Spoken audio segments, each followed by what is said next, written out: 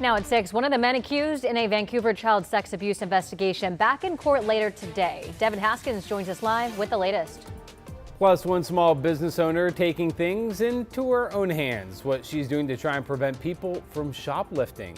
And everyone keeps asking me, hey, bro, are you going to go to the World Cup? How are you going to get tickets? I'm not. The numbers don't make sense. Yeah, the math ain't mathin'. Fans fed up with FIFA as stadiums across the country struggle to fill seats. Why many say the prices for tickets are getting too expensive. KGW News at Sunrise starts right now.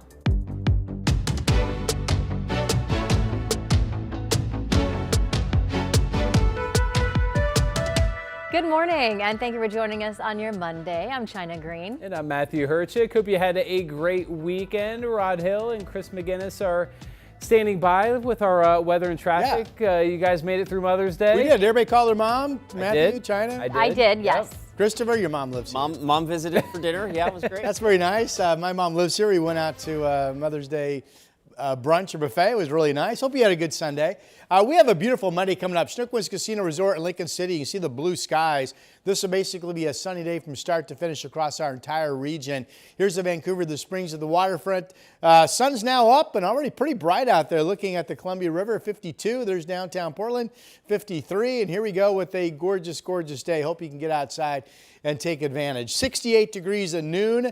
Low 50s at the bus stop out the door. About the time the kids get out of school, upper 70s. And I think we'll go on to reach 80 or a little bit better in that 5 o'clock hour. Here's Chris. Okay, Rod, we pick it up with a traffic alert in Clark County. Photojournalist Eric Patterson's manning the wheel of Drive 8. He's heading southbound through the construction zone. This is up near 179th and actually from basically 179th all the way south to the I-5-205 split. Washed out doing some weekend and some overnight paving here, and you can see they still have that left lane coned off.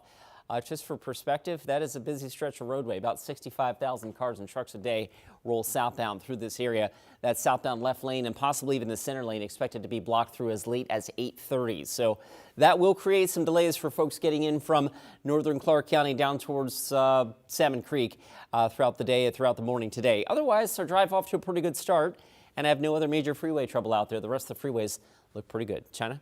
Thank you, Chris. Another man linked to a growing child sex abuse investigation in Vancouver is due back in court today. And this case already involves a pediatrician and a medical assistant. A warning, some of the details in this case are disturbing. Devin Haskins says live this morning, prosecutors say this man was connected to the other two, Devin. Yeah, this all goes back to the pediatrician that is in this case that this man is connected to having been a part of, and I guess that prosecutors say that pediatrician was holding naked sleepovers at his house. William Snyderwine, who was recently arrested, is the man who connected the other two men in this case. Snyderwine, who is 61 years old, made his first court appearance on Friday. He's been charged with conspiracy to commit child molestation and tampering with evidence.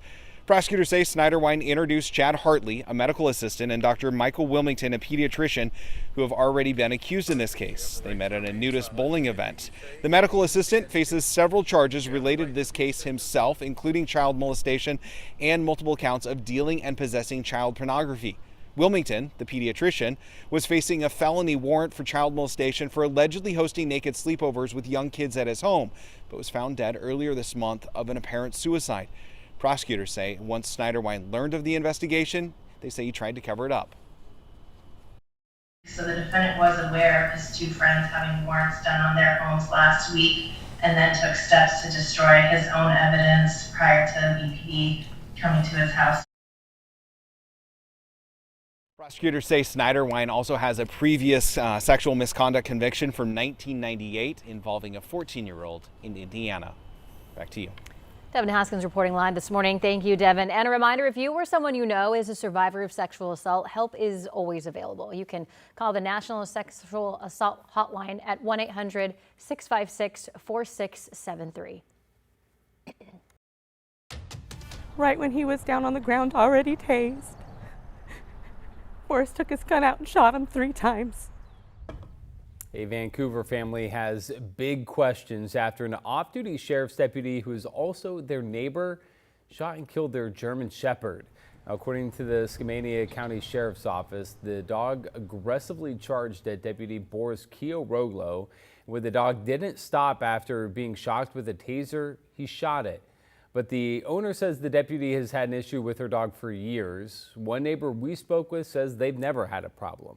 They ran up to me and they were pretty friendly. Like I stuck my hand out to pet him and one of them sniffed me. He drove by in his squad car looking like he was leaving the neighborhood. And he asked me if they were my dogs. I told him, no, they weren't my dogs. And he goes, oh, okay.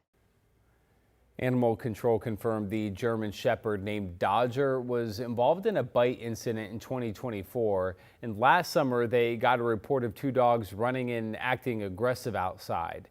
The owner wants the deputy charged and his gun taken. The Clark County Sheriff's Office was called to investigate, but says there weren't any witnesses or video evidence. Meanwhile, an update to the Pine Mountain fire that's burning south of Bend in Deschutes National Forest. The fire is contained 85%. Mapping of the fire has it at nearly 2,600 acres. Teams are getting help in tackling fires along the hard-to-access areas of the forest. The wildfire has been burning since Thursday after a planned burn grew out of control. We'll call it a last-ditch effort to prevent shoplifting for one small business owner. She's doing something unusual by giving the thieves what they want. At Stadium Superette off West Burnside, the owner says that she's being hit with theft every month. So now she's offering free food to people who might otherwise steal it. So we started making the sack lunches in hopes that maybe the word would go around, don't steal from this mom and pop store. I mean, I can see how it might persuade people to be like, oh, this place is cool, so I'm not gonna mess with them. And the owner says slow response times from police are also frustrating. According to police data, Portland police take an average of 98 minutes to respond to low priority calls like shoplifting. Well, humans weren't the only ones soaking up the sun on Saturday. Thousands of pets and their owners gathered at Tom McCall Waterfront Park for the 39th annual Doggy Dash. It's Oregon Humane's biggest fundraiser of the year. About 3,000 people and 1,000 dogs took part. But if you missed it, don't you worry. Another one is planned for June 6th at Riverfront Park in Salem. I want to hear. I'm just mad that I don't have any berry video. I did not go. I know. But I feel like you could have just gone and just looked at the dog. I mean, you look like a creep, but no. It would be fine. Wow. Exactly. I would have. Wow. Just walking around by myself asking everybody to pet their dogs. Can I pet your dog? Yeah, okay. He's so sad. You know what's exciting about Saturday? It was hot? The high was 79. Yeah? Not hot, come on. High was 79. That was our forecast high exactly. And then yesterday we did make it up to 70 on Mother's Day. Hope you enjoyed the weekend. We're reporting some clouds along the north coast this morning and also some clouds up into Calais County. This is Three Rivers Golf Course up in Kelso. Some breaks. You can see it's kind of partly cloudy to mostly cloudy. You folks will go on to see just beautiful sunshine today. And we have beautiful sunshine in much of the Willamette Valley and Portland right from the get-go. Here's Salem live, just a gorgeous morning, 48 degrees. Here's the Salem tasting room looking out over the countryside of the vineyard in Sherwood, and you can see the rising sun right there. Temperatures are 40s and 50s out the door, 46 in Hillsboro. Beaverton's at 51, 52 in downtown Portland.